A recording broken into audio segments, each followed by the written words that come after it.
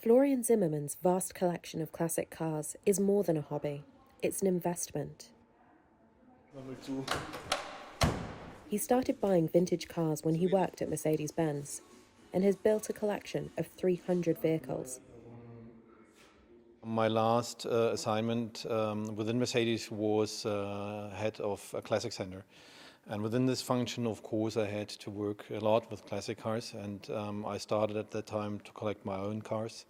Across the globe, billions of dollars are being spent annually on classic cars, in a wave of investment in this alternative asset.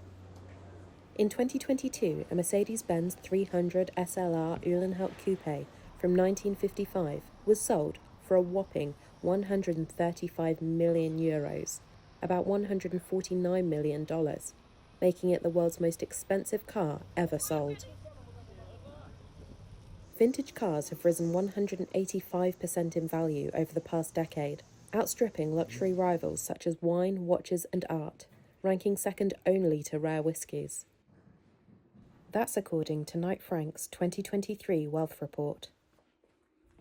And the market is responding, expanding beyond a comparatively small community of collectors to include investors drawn by the prospect of high returns.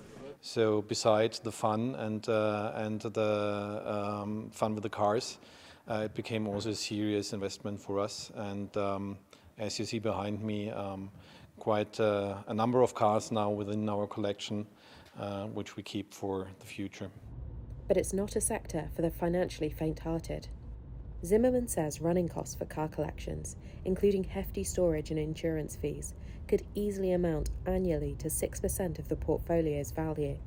It's getting harder and harder to find the proper mechanics to keep these cars alive. And you have to spend quite an amount of money to keep all these cars in running condition.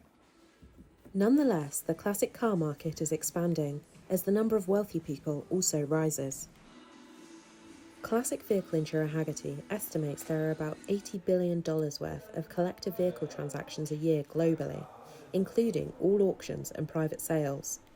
And while North America remains the largest market for auctions, Zimmermann says a growing number of buyers have emerged in the Middle East, China and India in recent years. And the race to renounce combustion engine cars will only serve to heighten interest in these relics of a vanishing era.